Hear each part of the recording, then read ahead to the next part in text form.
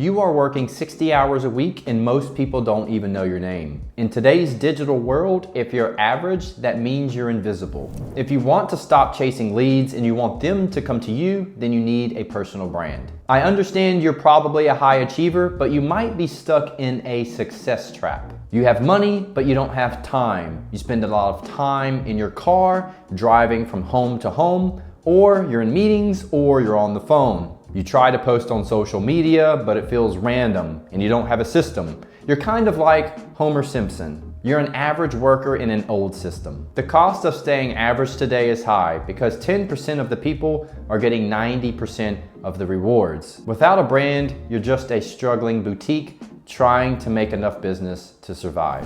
I'm Zach Pittman. A few years ago, I was spending 5 hours a day driving to and from work. I was stuck in the 9-to-5 grind until I realized I needed to have a better life for me and my family. I used my digital skills to help businesses around the world grow. This allowed me to create systems that moved my family to Spain. I used systems that gave me the freedom I felt like I deserved. So now I share these methods so other real estate professionals can become borderless entrepreneurs. Building a brand isn't about being famous. It's about designing associations because you want people to think of certain things when they think of you.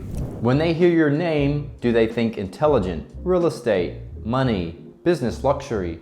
What is it that comes to mind? And if you don't know, here's a step-by-step process. Step 1 is to choose your niche. I call this the power law. In the digital age, you cannot be everything to everyone. This is the #1 issue that I run into speaking with other real estate agents. And we go back and forth on this topic around branding because most agents say, I want to go after buyers and sellers, and it can be anyone who wants to buy or sell a home. If I can speak to them, I can sell them. And that's not the correct way to approach your business. Think of just a regular business in the marketplace, a restaurant. Do they all say, we serve everything? Or do they serve burgers and fries or pizza or Italian food? That's how you need to think about your business. You cannot do everything for everyone.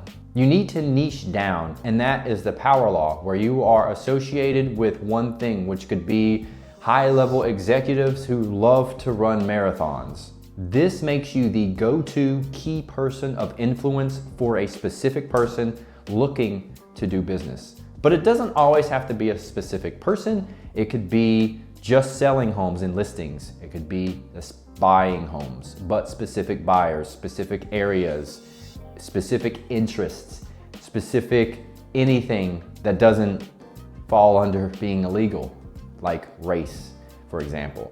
But I know firms that aren't distinctly around race, but they give that impression in their branding. So there are still ways to do that.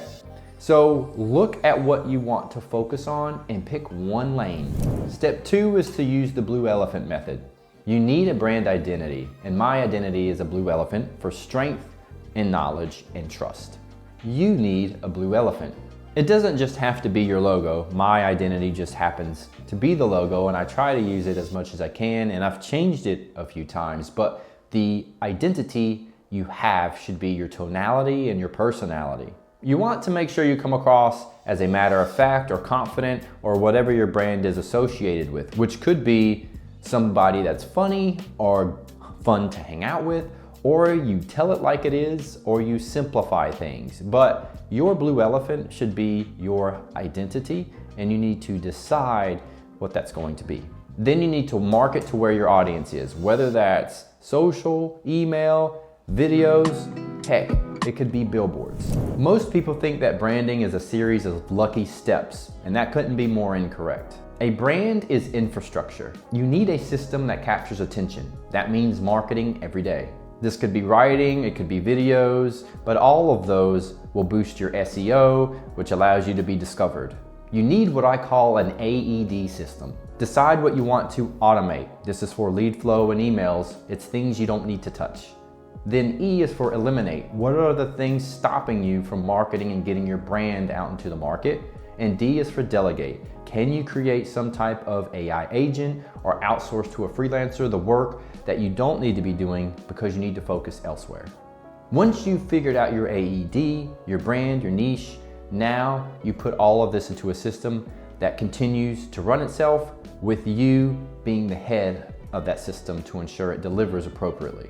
Once you've done all this, you get to step 4. This is where you create your lifestyle. When your brand is strong, you can create a lifestyle business. This is a business with 4 to 12 people and systems that run itself. This means you don't have to be pinned down to one location. Because you have a brand, people know you when they see you, and you use these systems to do the heavy lifting. Now imagine waking up in a place like Spain or a quiet beach or in the mountains. You don't have a boss breathing down your neck. You wake up and do 4 hours of deep work, and then the rest of the day you're managing your people and your systems. You aren't just selling houses anymore. You are a master of 2 worlds, rich in success and rich in time. Freedom isn't luck, it's by design. You can create a life you do not need a vacation from.